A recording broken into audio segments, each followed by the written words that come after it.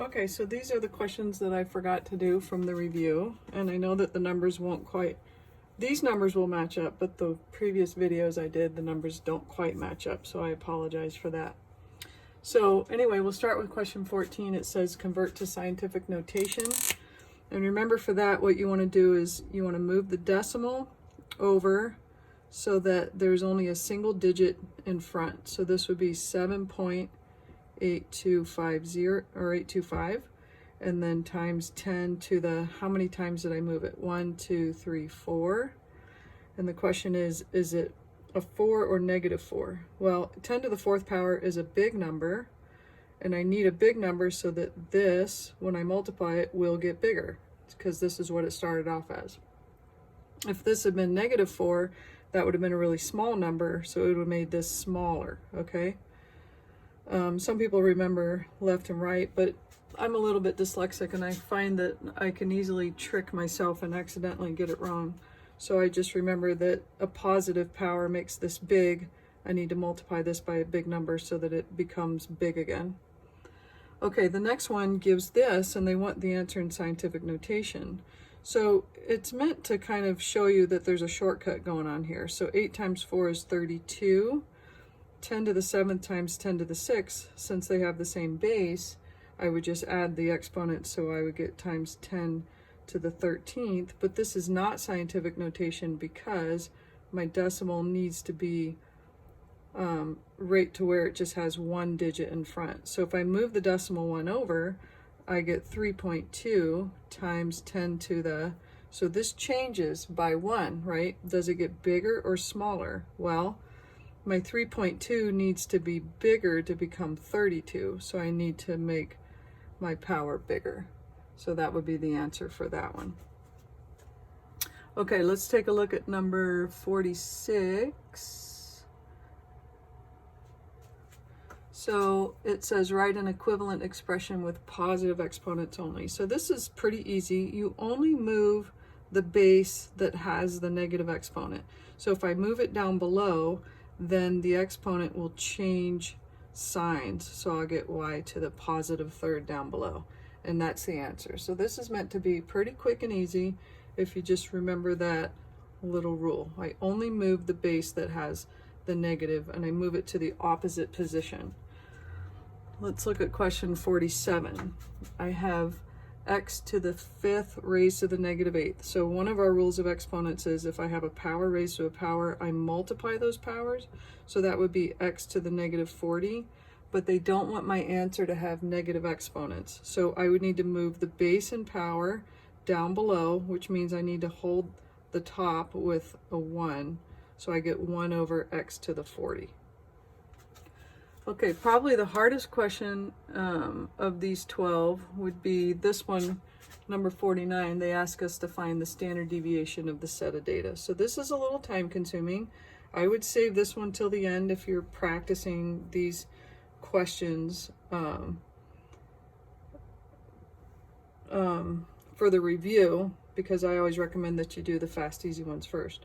So the first thing you need to do is find the mean, the average of these 5 numbers. So if you add these 5 numbers up, divide by 5, you get 46. So the mean, which I'm going to use the symbol x bar, that's what you'll see in statistics class if you take that next semester. The mean is 46. So in the next column, I'm going to subtract the mean from each of these original numbers. So they gave me those original 5 numbers, and I'm calling those x. So 48 minus 46 is 2. 44 minus 46 is negative 2. 50 minus 46 is 4. 42 minus 46 is negative 4. And 46 minus 46 is 0. So I took my original number, subtracted my mean in each case. All right, with these numbers, what we want to do is we want to square them. So this is my little legend up here. So I'm going to square each of these numbers. So 2 squared is 4. Negative 2 times negative 2 is positive 4. 4 times 4 is 16. Negative 4 times negative 4 is 16. And 0 times 0 is 0. All right, the next step is to add all of these up. So I get 20 and 20 is 40. And then I'm going to take that, divide by the 5 numbers. So 40 divided by 5 is 8. And then my final step is I'm going to take the square root of that. Okay. So I don't remember how the formula is on the formula sheet. So you may want to just kind of memorize some pieces of it. But this means to sum. So I summed up all the x minus x bars squared, and that's when I got my 40. Okay. Then I divided that by my original number 5. So the formula would look like this: the sum of the x minus x bars squared divided by the original number. And then the last thing I did was take the square root of that. So the square root of 8 rounded to the nearest thousandth is 2.828. And that would be the answer for the standard deviation. Okay, so most people are pretty good to here. Add that up, that's not a big deal. Divide it by the total number, so you're like taking the average of that again, and then take the square root. All right, let's look at question number 50. 50 asks you to find a z-score. It says a police car is driving down the highway at 93 miles per hour. So I put the car is 93 miles an hour. The average speed of the drivers on the highway is 69. So the mean, the average is 69. And then the standard deviation is 8.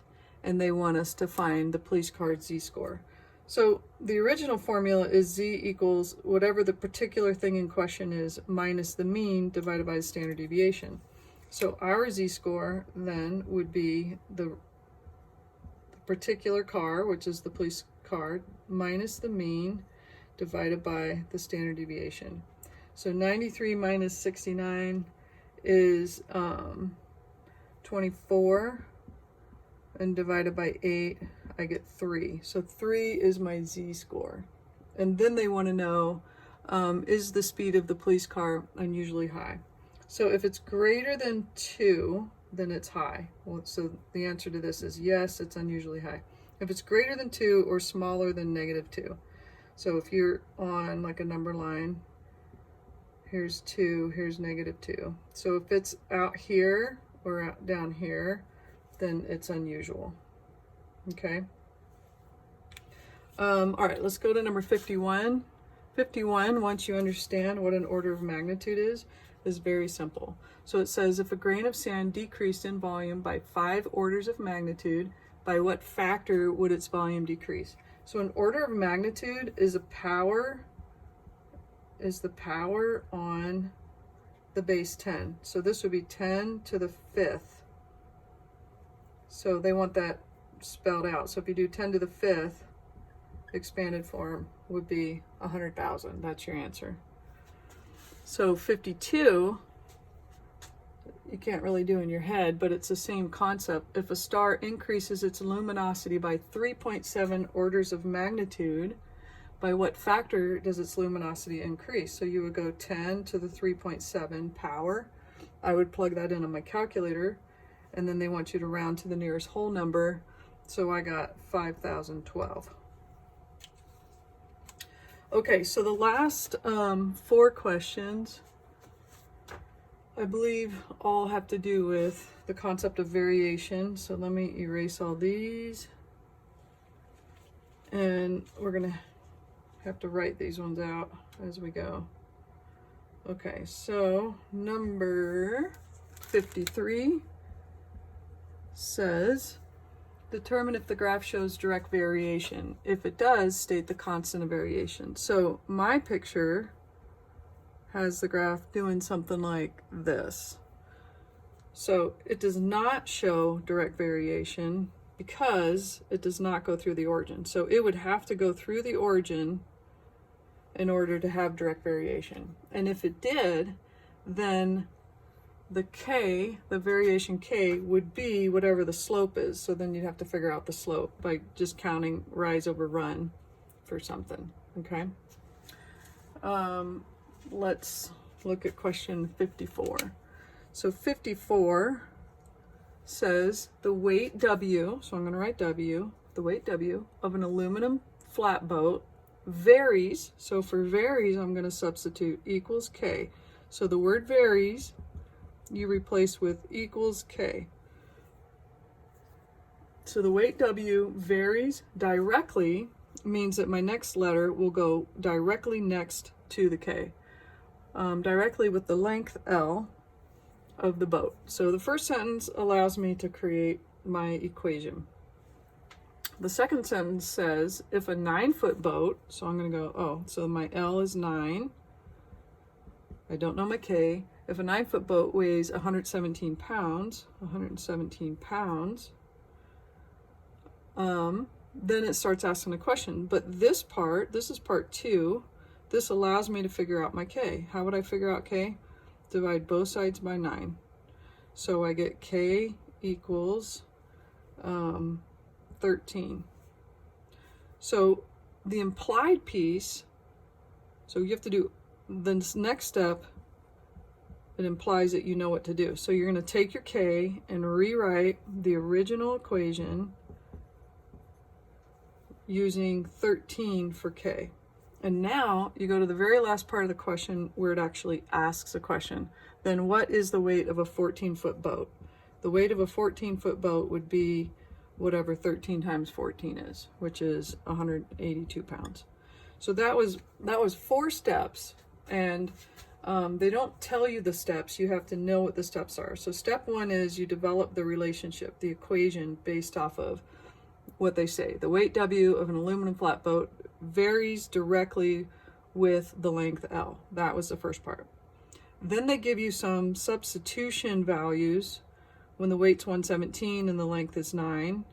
You use that to solve for K so that you can rewrite your first equation using an actual number for K.